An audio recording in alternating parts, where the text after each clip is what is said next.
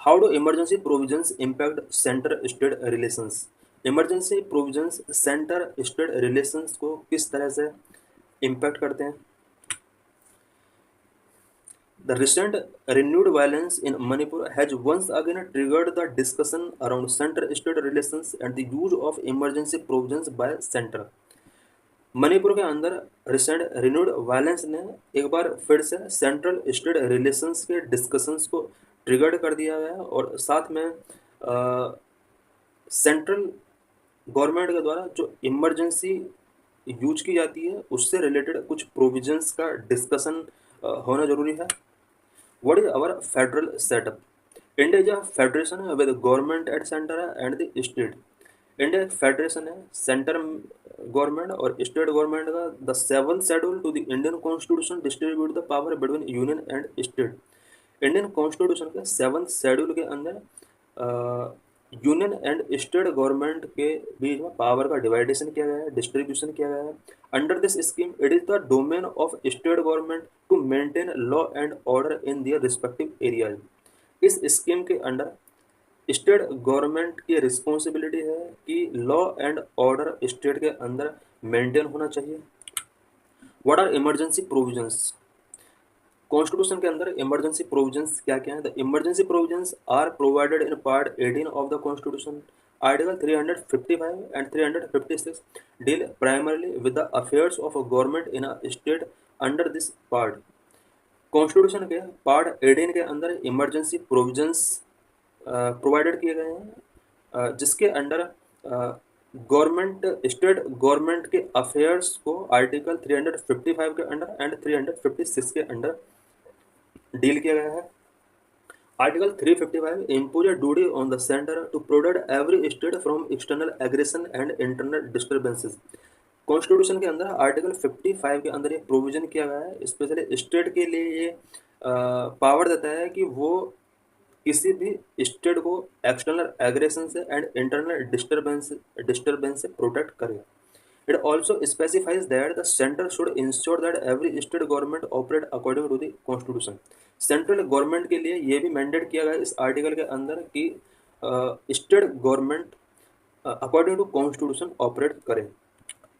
Article 356 allow for the imposition of the precedent rule if a state government cannot function in accordance with constitutional provision।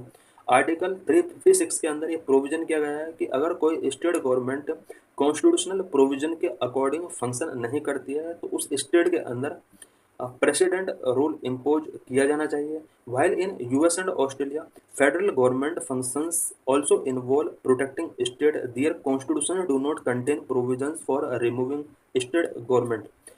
Indian constitutional provision related to emergency अगर compare किया जाता है US and Australia के साथ तो इन countries के अंदर federal government cooperative तरीके से फंक्शंस करती हैं। फेडरल गवर्नमेंट स्टेट को प्रोटेक्ट करने का वर्क करता है, बट फेडरल कॉन्स्टिट्यूशन के अंदर वहाँ पर ऐसा कोई प्रोविजन नहीं है कि स्टेट गवर्नमेंट को रिमूव कर दिया जाए, बट इंडिया के अंदर ऐसा है। B.R. Ambedkar explained the purpose of Article 355, keeping in mind the federal character of our polity, that if the center is to interfere in the state's administration under Article 356, it must be by or under some obligations which the Constitution impose on the center। B.R. Ambedkar ने article 355 और 356 से related कुछ explanation अपने यहाँ पर दिए थे और यहाँ पर स्टेट एडमिनिस्ट्रेशन के अंडर सेंट्रल गवर्नमेंट जो इंटरफेयर करती है आर्टिकल 356 के अंडर वो इंटरफेयर कर सकती है, बट इन्होंने यहाँ पर कुछ इससे रिलेटेड इसे क्या क्या नेगेटिव इम्पैक्ट हो सकते हैं फ्यूचर में उस टाइम पर इन्होंने एक्सपेक्ट कर लिया था। Article 355 was incorporated to check any arbitrary और unauthorise use of article 56। Article 55 जो इनकॉर्पोरेट किया गया कॉन्स्टिट्यूशन के अंदर वो इसलिए इनकॉर्पोरेट किया गया ताकि आर्टिकल 56 के अंदर जो पावर दी गई है सेंट्रल गवर्नमेंट को उसको आर्बिट्रेरी या फिर अनऑथराइज यूज नहीं किया जा सके। Misuse of Article 356. Dr. Ambedkar in the Constituent Assembly wished that Article 355 and Article 356 would never be called into operation and would remain a dead letter.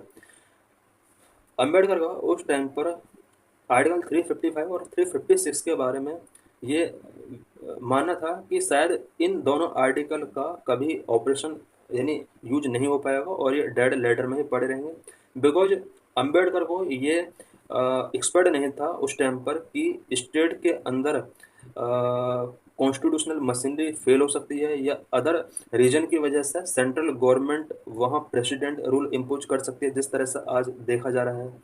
However, it was a travesty of constitutional principles and federalism that Article 356 was misused or on several occasions, removing elected government that enjoy majority in the state.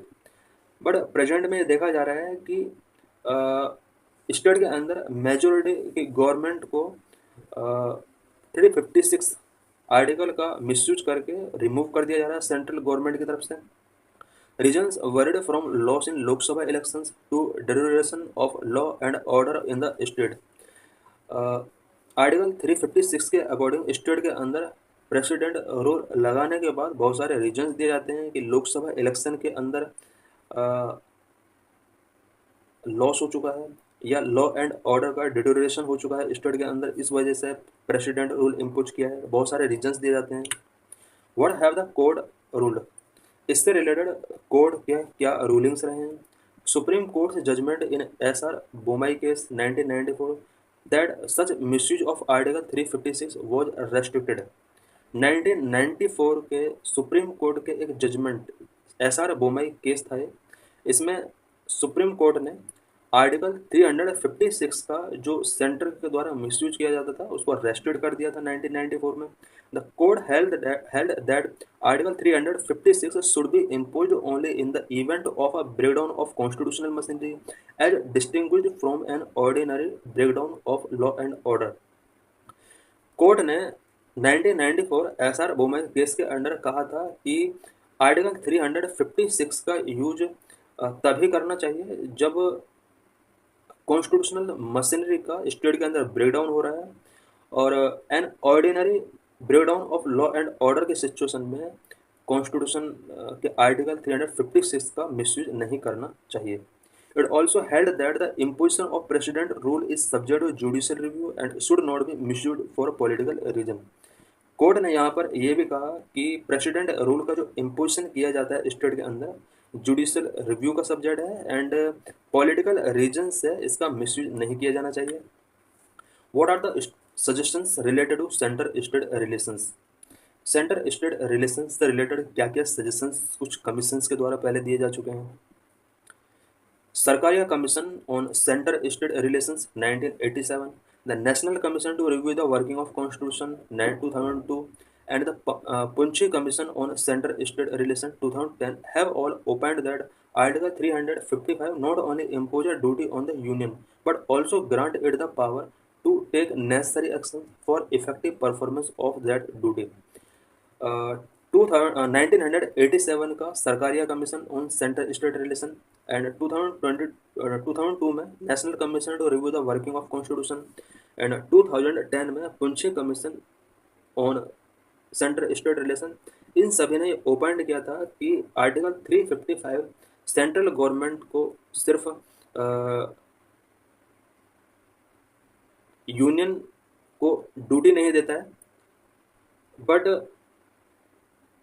Union government effectively तरीके से अपनी duty को perform करे इसकी भी power देता है. इससे रिलेटेड यहाँ पर ओपन इन्होंने रिकमेंडेशन किए थे.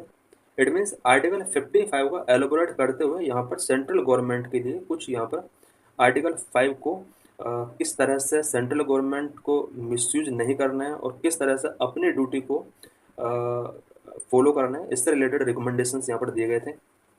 Imposition of president rule under article 356 must be use as a last resort in situation of almost gravity and urgency. इन सभी कमीशंस ने रिकमेंड किया था कि प्रेसिडेंट रूल जो आर्टिकल 356 के अंडर इम्पोज किया जाता है ये लास्ट रेसोर्ट के रूप में यूज किया जाना चाहिए, स्पेशली जब अर्जेंसी हो उसी टाइम पर यूज किया जाना चाहिए, बाकी इसका मिसयूज नहीं होना चाहिए.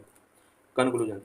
The situation in Manipur is grave. Large-scale violence against innocent civilians, women and children, looting of ammunition from police armory, drone and missile attack targeting civilians cannot be viewed as just an ordinary breakdown of law and order. Because Manipur के अंदर जो situation है वो grave है और यहाँ की situation को ordinary breakdown of law and order नहीं व्यू किया जाना चाहिए। बिकॉज मणिपुर के अंदर large scale violence innocent civilians के अगेंस्ट शो हो रहे हैं, वुमेन्स के अगेंस्ट शो हो रहे हैं, चिल्ड्रन के अगेंस्ट शो हो रहे हैं। Looting of ammunition from police armoury से एम्यूनिशन का लूटिंग हो रहा है।